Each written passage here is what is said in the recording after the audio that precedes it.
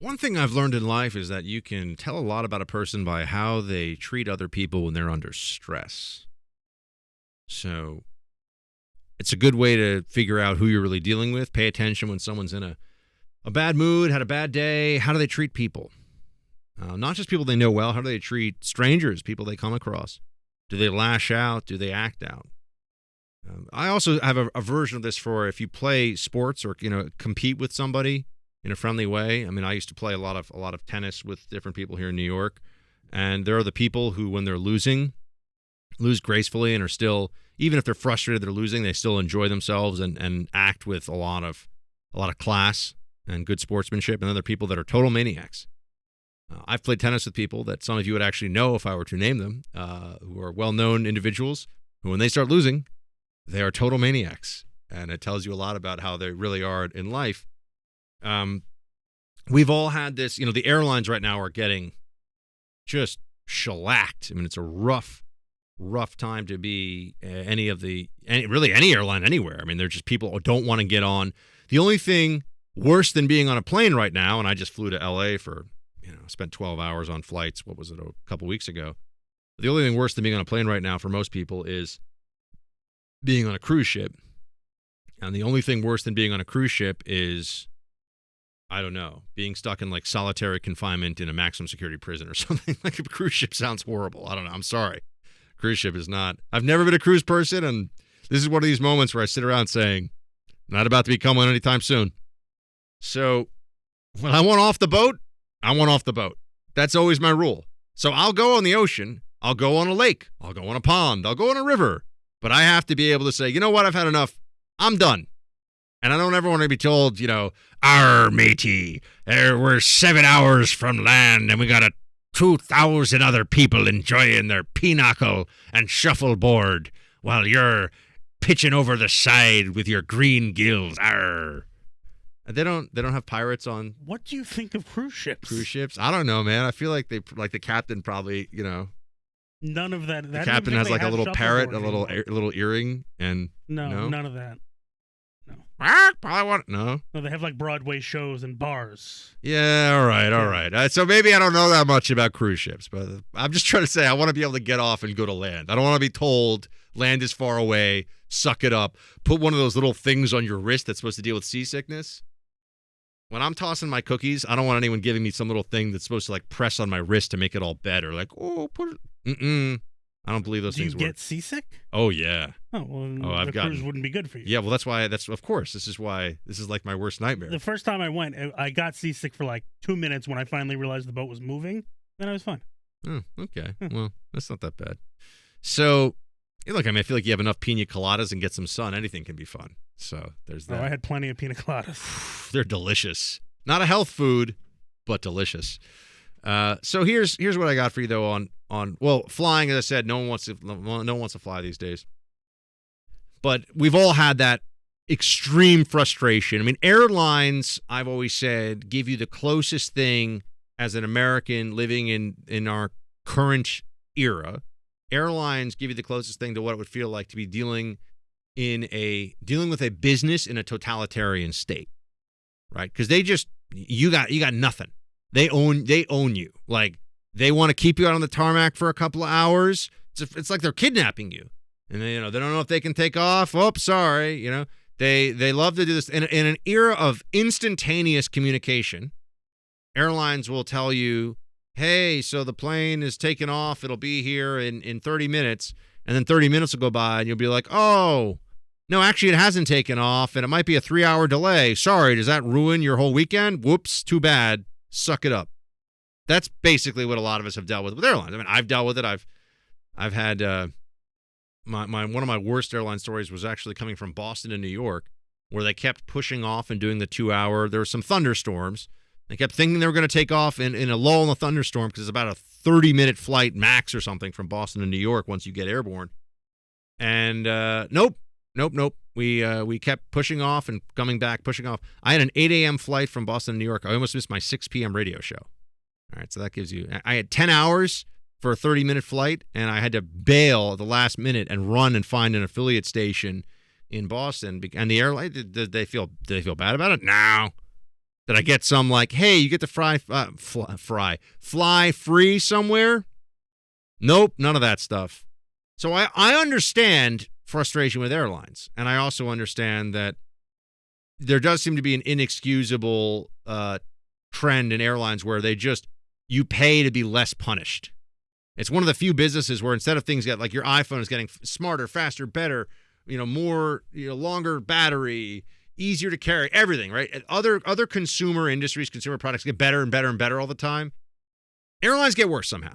Seats are smaller, less comfortable. I mean, we have the little entertainment system in the back of the seat, so there's some improvements, but you have to pay for bags. I thought that was just supposed to be after like 9/11 as an emergency measure for the airlines. Oh, they just decided to keep it, right? So they're always just trying to extract as much from you as possible. I got plenty of problems, plenty of beef with airlines. Can't we just have an airline that comes out that's like, we're going to, like, all the seats are going to be reasonably comfortable. It's going to be a little bit more expensive. It's not business class seats, but, all the seats will be reasonably comfortable and there'll be enough room for your knees so you're not in the chair in front of you. Nope, can't have that. Have to have, like, Soviet Union Airlines. United. So, yeah. I understand the frustrations. I also know that as somebody in public life, you always have to hold back from going completely berserk on, one, because you should just be a nice person. Two, because very rarely do you have access to the person who is actually making the decisions or messing things up that are ruining your day. So you're just yelling at somebody who works for a huge company that doesn't get to do anything about it to make anything better. You're just being mean to somebody, basically ruining their day. And then also it's usually brand damaging to look like a huge jerk. But Cenk of the Young Turks, Cenk the Jerk, just got crushed in his congressional primary, 5th place, I think, out in California, and is well known for hiring and promoting some of the worst people on the internet to spew their woke Marxist garbage. They're just ignorant Marxist bile all over the interwebs, but young, stupid leftists who come out of college and don't know anything. They're like, yeah, these people are like revolutionaries, man. They're smart. Anyway, Cenk, this is not, I always think that you got to approach your life now if you're in public life. You got to approach your life as there's always the possibility that somebody is taping what you're doing. And I have a whole theory about this too, which I've mentioned before on this show in years past, where I think that crime has dropped dramatically, but also human behavior in many ways is getting better because we're always being monitored because of technology, because of the technological world that we live in now, where forget about just handheld phones that all have video and instantaneous upload and streaming capability, but there are cameras everywhere. I mean, I walk around my building here in New York and all the common spaces, there are cameras in every room that are going 24/7. So everything that I'm doing in there is being watched, being recorded all the time. Well, that changes your behavior, right?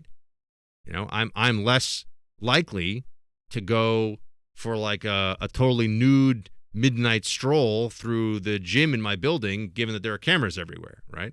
I'm not saying there's like no chance I would do it. Well, no, there is no chance I would do it. But I'm just saying it's less likely that any individual would do that kind of stuff. I do know from a previous building that I lived in that the superintendent told me that one time there were some folks who did not realize in what was called the communal lounge on the roof of a building that there were cameras, and they did stuff, So sometimes you don't know, and that won't affect your behavior. But I do think it's affecting human behavior in general, and I do think that for those of you who are like, oh, is that like you have a friend? No, it really wasn't me. I didn't even know who the people were, but the superintendent gave me some clues. This is where you have to remind yourself, if you're somebody in the public eye, you could always be recorded, and this could always be shown anywhere. Cenk, however, recorded this interaction himself with an airline employee when there's a delay, and then uploaded it to the internet as though he's like the hero here. Play whatever the Cenk the Jerk clip is. Where's the plane? Where's the plane? Is there a plane? Where is it? Where's the plane? But listen, if we just sit here and take it, they'd have us here until 6 in the morning, and then they'd us even harder, okay? So I need to, you're a supervisor, aren't you? Where's the plane? Sorry, I'm not going to answer your question. No, I know, because I've been here for 4 hours. Don't give me this. Where's the plane? I mean, oh, what a jerk. Yeah. Does he think that the woman who's sitting there at the computer is just intentionally like not bringing the plane on time? Now, I do understand the frustration with airlines when I do think that airlines play games. I mean, I know that they do when they're not really telling people what they already know because they kind of want to see if maybe things will get better, if the timeline will be condensed. There could be more streamlined communication. I totally get that. But by the way, that Jen clip goes on much longer, and he's berating this person and yelling at her. I would just note that this is somebody whose whole public mantra is to help the working class, and that socialism would be better for America, and that we should all have socialism, and it's so great. There is this constant pretense among people on the left that they care about everybody that they say is oppressed, whether it's minorities or women or whoever it may be. But more than that, or more specifically in this discussion, that they care so much about the everyday working people in America. I just think there's a lot of very clear evidence that that's just not true. They really don't care. They like to pretend that they care. They like to have long philosophical conversations about the possibility of caring about people who work long hours for not a lot of pay. But when they actually have to interact with them and deal with them, they're often, I mean, this is what you get with MSNBC and these are liberal millionaires. I mean, Cenk raised $20 million for the Young Turks from some left-wing Pierre Omidyar guy who also, I think, funded The Intercept. I might be wrong on this, but he's raised all this money. I'm sure he's paying himself probably $1 million a year, maybe $500,000 a year to run the Young Turks. These are rich people who talk constantly about how much they care about the poor and the oppressed. But then when they really get to interact with the oppressed or the working people, they show you who they really are. And I think when people show you who they are, we should remember that. We should not just skip past it and assume that maybe they were, having a bad day or something else. So Cenk's a jerk, as I've been telling you all along, and the Young Turks is the worst left-wing media organization on the internet, which says a lot. I mean, that's a pretty competitive space to be the worst of the left on the internet, but they're definitely there.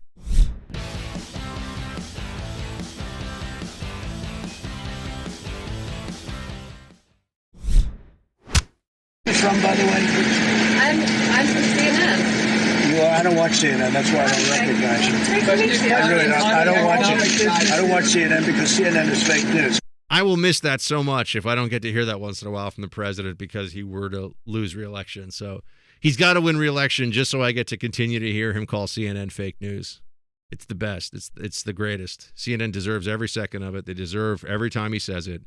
That fake news organization deserves to be called fake news every day, really. I mean, the president should just have like a standing appointment where he walks out to a podium and is like, hey, just so everyone's clear, CNN, still fake news.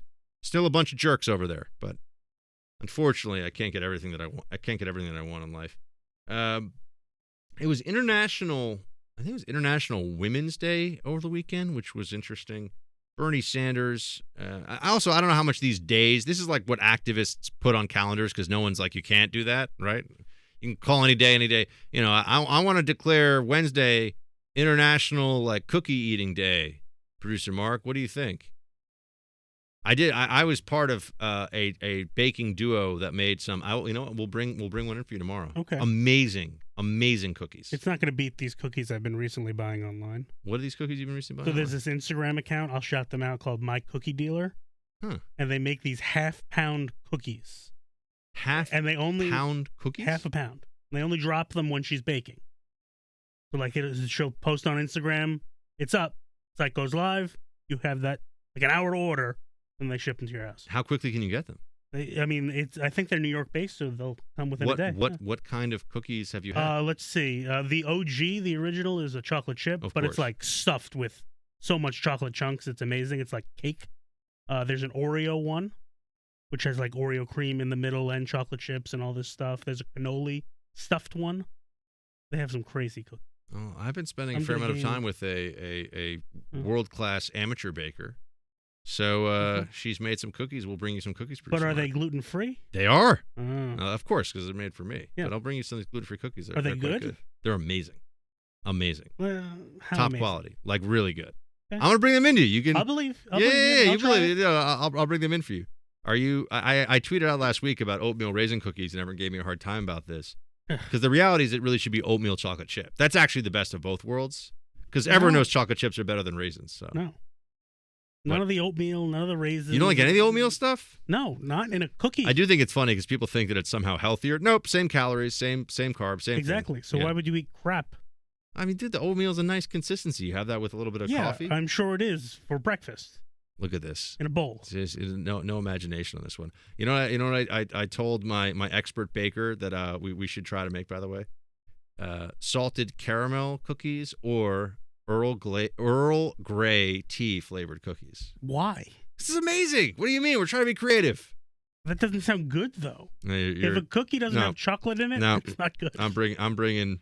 I was going to say, if we declared International Cookie Day on Wednesday, which I'm sure there is an International Cookie Day. There is definitely an International Yeah, I just don't even know what it is. But so you're like chocolate chip would be the team that you're playing for. I mean, that is the GOAT, the greatest cookie of all time. Yeah. Not Snickerdoodle? No. There's no cookie that will beat the chocolate chip. Snickerdoodle is what you eat when you've had like 3 chocolate chips in a row and you want to mix it up, but then you always go back to chocolate chip afterwards, you know? I mean, maybe a double chocolate chip, like, chocolate base, but same thing. Snickerdoodle's kind of like your cookie side piece. You got to go to the Snickerdoodle, but ultimately you're coming home to chocolate chip. Exactly. Yeah. No, I get it. So it was International Women's Day, and I was walking through Washington Square Park here in New York, and I was thinking to myself, wait, here, hold on. Bernie Sanders, just this is like what people are supposed to say about this play. 18. I think women have obstacles placed in front of them that men do not have.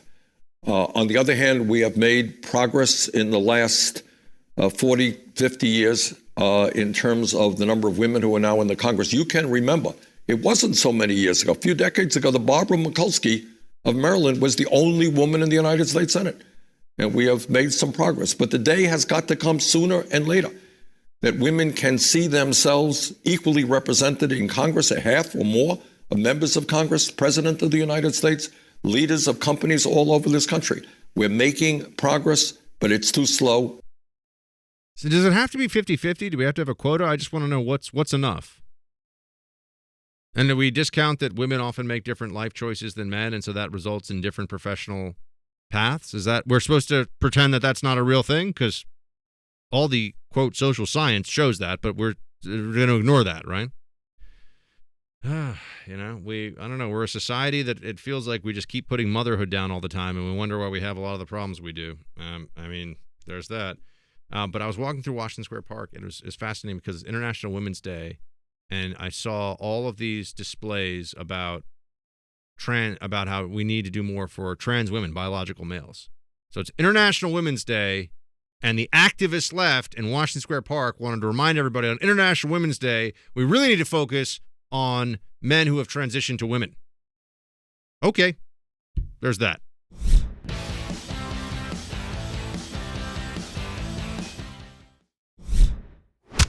Roll call.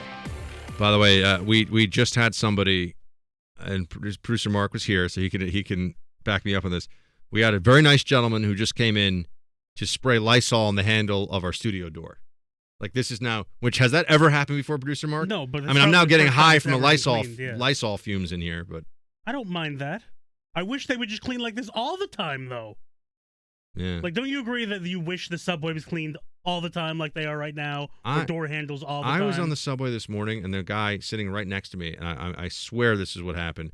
He was eating peanut M&Ms, which I will say are delicious, and I did eat some myself over the weekend because we put them in the amazing cookies we made. Side note, which you will try. I was supposed to bring them in today. I forgot. So, I was told specifically. I'm not a peanut I was guy, told so specifically I'll by take the producer other one. Mark Fan that you were supposed to get some of these cookies. Wait, you don't like chocolate? I don't like peanut butter, peanuts, anything like that. Really? Remember, I hate peanut butter. Wait, but even like peanut butter M&Ms? Yeah, no. Well, I might have to make another batch then. Oh, you only made peanut butter M&Ms? Only peanut butter I'll M&Ms. wait for some different ones. Oh, okay. Whew, I'm glad we didn't waste any of these delicious cookies on you, sir. But yeah, no, I think we're all gonna get. I agree that everyone's going a little nuts, but I just wish everyone would clean like this all the time. The guy sitting next to me that was eating peanut M&Ms, and he was dropping in the subway car floor M&M after M&M, just falling on the ground. People Didn't are care. disgusting. Didn't care. And then we had M&M's rattling around. There's a completely packed subway car. M&M's rattling around the floor of the subway car. Yeah. The guy's just, M&M's rolling around everywhere. That happens with like coffee all the time. I mean, I guess he's trying to feed the very substantial NYC Subway rat population. Yeah. Not that they need the help because they outnumber humans now, but ugh.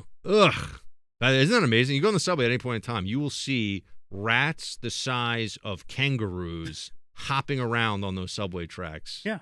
I basically live on this is why I talk about this already. I live on the subway now. I have to spend so much time to get to the various radio obligations I have. So anyway, but yeah, there's big rats. Okay. Doug. Hey, Buck, there's a new book about the backstory of The Office featured in last Friday's New York Post. It's hilarious. By the way, I've not seen the later seasons once Carell left. Any good? I'll probably check out this backstory on The Office of The Office book. That sounds kind of interesting. And as for later seasons post Steve Carell, they're okay. You've seen them, right? Yes, of course. I mean, I like Robert California a little bit because I just like Robert California. Will Ferrell, I think, did damage to his comedy brand by being on. He was horrible. I mean, the last 15 years of his career have done damage. Yeah, it's amazing that he ever was considered funny, really. I don't know. He's gone way. He was a long time ago. A very long time ago. Oh. He managed to be kind of funny. And then I think he became more political. He started doing like the George Bush Broadway play or movie where he just made fun of Bush the whole time. And I don't know, it hasn't gotten good since a long time ago. But the later seasons after Carell is not as good, right? It's okay.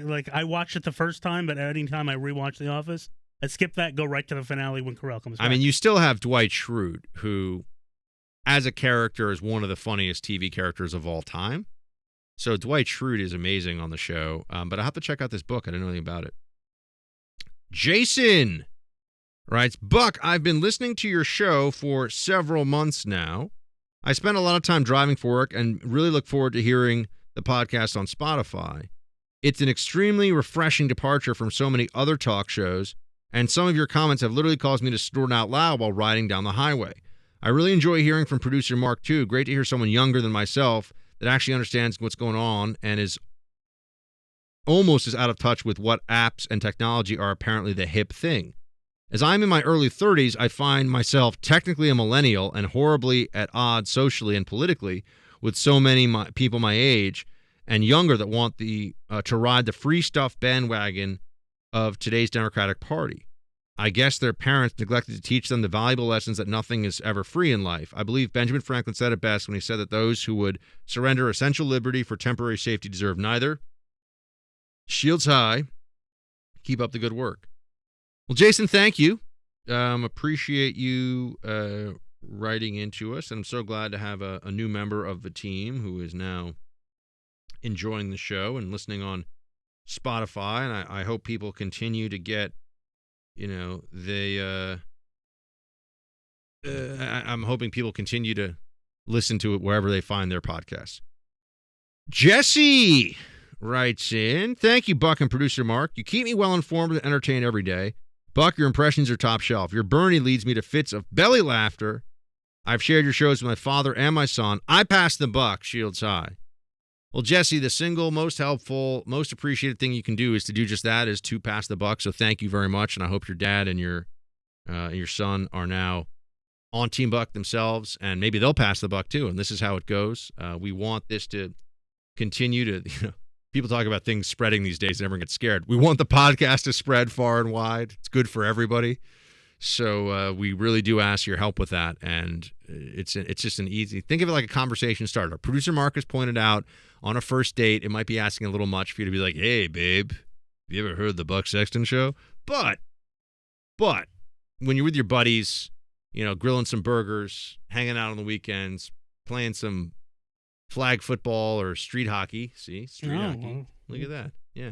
But I don't think first date is probably the way to go with this. Do you do that on first dates? Hey, do you know who I am?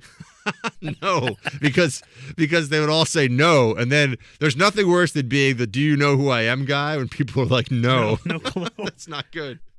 It's like, excuse me, are you a particularly politically involved person who, nope, they have absolutely no idea. They'll be like, hey, I thought Rush was bald. Yeah, true. Joseph, been listening to the show lately on my route. I'm a truck driver. I've picked up a few discussions about Marvel movies. Based on what I've heard you say, I think you would like the Captain America trilogy the best. They are politically and philosophically deeper than much of the rest of the Marvel comic universe movies, particularly the Winter Soldier and Civil War, though admittedly I love all of them. I did see some of Winter Soldier, and it seemed like it was probably a pretty good movie to me. Is that fair? Yeah, I agree with that assessment of it. I think you would like the Captain America stuff. Yeah, they all are great, but Captain America, those are solid. Yeah. That guy Chris Evans does a pretty good job at it.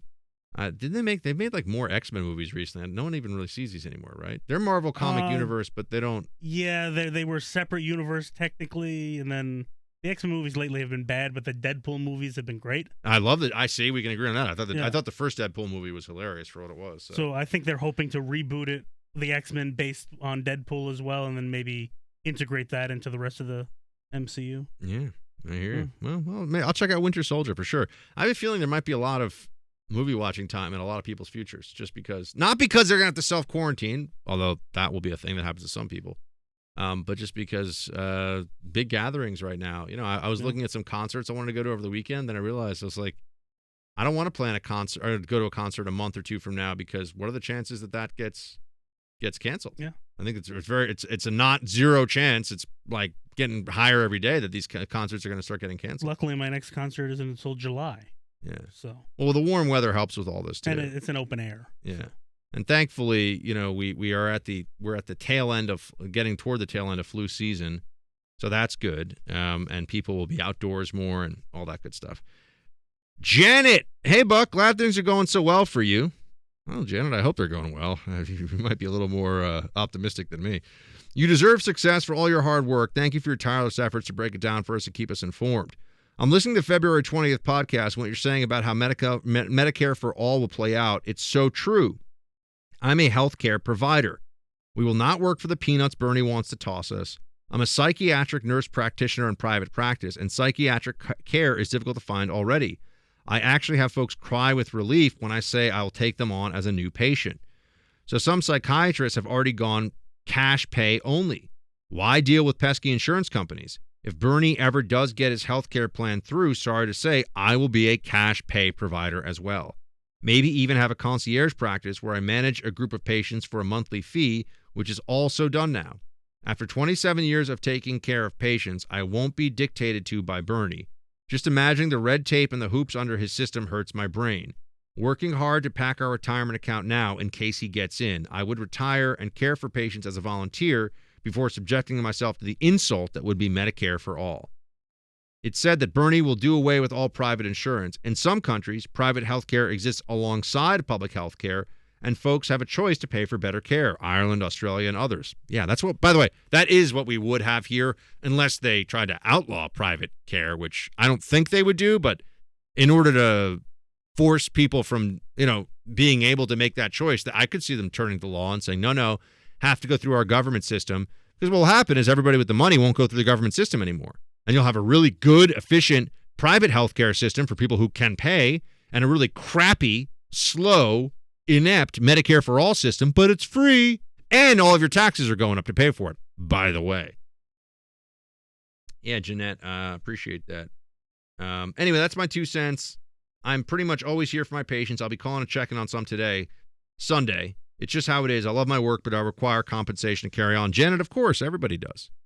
I mean, I love my job. Would I show up for free? Probably not for 4 hours a day of radio. And would I continue to do this? Well, I have to do something to make a living, right? So, you have to, there's a reason why compensation comes along with jobs. Jane writes, hey, Buck, heard you talk about how Trump likes people. I was not a Trump supporter in the primary, but did vote for him for the obvious reason. Shortly after his inauguration, I watched Trump address employees of a major company. I worked for 20 years with injured workers, many of the good old boys. I sat there amazed. It was obvious Trump likes these people. I was won over. Yeah, Jane, that's really what I was saying. I mean, I think it's clear to anybody who pays attention to the way Trump interacts with different folks that Trump, he likes people. he thinks that guys that drive trucks, guys that, work on building sites, guys that are electricians, and all the way up to people that are, building companies, and all the way over to people who are, I don't know, in the military. I mean, he likes people that do stuff. And that comes across. Elizabeth Warren likes people who are fancy and feel, at home in the faculty lounge at Harvard, which is why journalists who are overwhelmingly liberal arts majors who seem to think that the old way of you go to a certain kind of school or not, a lot of journalists go to not impressive schools, but the ones who do go to impressive schools think that now they're supposed to be listened to by everybody else. But yeah, no, I think Trump, it's a real thing to observe that Trump just likes everyday folks. He does. Yeah, he also likes, supermodels and incredibly beautiful women, but you know what? So do a lot of everyday guys. So it's not really surprising.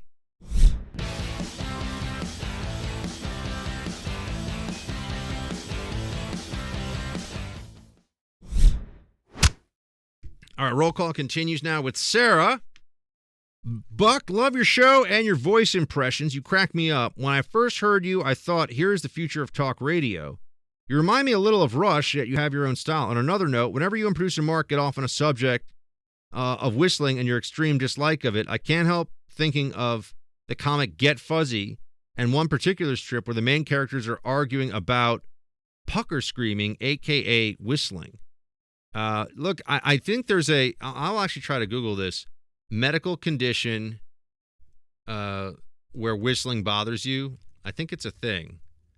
Like maybe it's some kind of a psychological disorder, but I'm pretty sure it's misophonia. All right, man, really? On today of all days?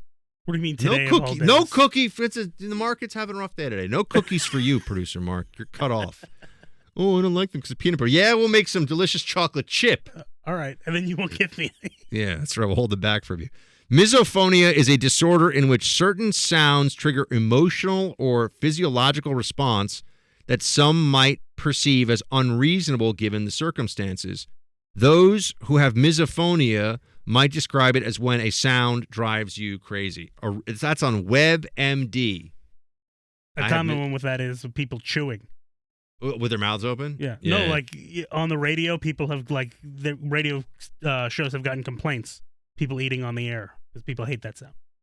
It is not considered a mental illness, but it may be a form of sound emotion synesthesia and has parallels with some anxiety disorders.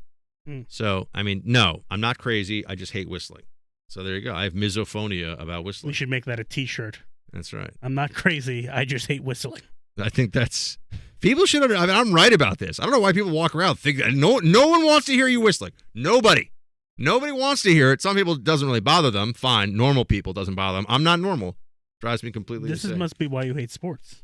I don't hate sports. Although the people that... who actually... I have to suppress thoughts of violence for the people who think that at events of any kind, the theater, sports events, they do the fingers in the mouth whistle, the super high whistle. The only thing that does is make a horrible noise that the people within 5 feet of you have to endure. No one else cares about your super high whistle noise in the stadium. No one else is like, yeah, super high whistle guy. Actually, at Ranger games, at least 5 to 10 times a game, somebody does a whistle thing and then everyone yells Potvin sucks. It's been a tradition at Ranger games for But is it the years. fingers in the mouth whistle thing? Yeah, I mean, that's how you make it louder, so the whole arena can hear you, and then everyone yells Potvin sucks. Oh, that sounds horrible. Yeah. By the way, I did because I'm trying to find a weekend we can go to a Rangers game. Mm-hmm. Tickets are very expensive, Producer Mark. We gotta go out to Brooklyn. This show, we're not at Rush. We're not at Rush or Hannity status here. Yeah. I can't be. Those tickets are $300-$400 for good tickets. I take it. Yeah, because you only want to sit in a good seat. Yeah, you know what? I'm not going to drag you up the nosebleed seats. Yeah. It's unacceptable. Kristen writes, "Hey Buck, love the show and listen every day to the podcast. Regarding the video game to be a good movie, how about The Legend of Zelda? Great action and story, and people love that otherworldly stuff." I think there is a Legend of Zelda movie, right? I think so. They just came out with a Sonic movie. Yeah. Mm-hmm. Nick writes in, "I've been a daily listener to your show since hearing it on KFAB here in Omaha. The story about Comrade Sanders attempting to board the wrong jet gave me a great idea for Trump to troll bumbling Biden. As he can't use his own plane for travel while president, he could send it to Biden's plane around the country. What a perfect photo op. Biden on the tarmac with a giant Trump jet in the background. Just a thought. Love the show. Producer Mark is great. A lot of love for producer Mark today. He's great. He's apparently great. Mm-hmm. And you're all great who listen to this. So thank you so much for joining us. Pass the buck. We'll talk to you tomorrow. Shields high.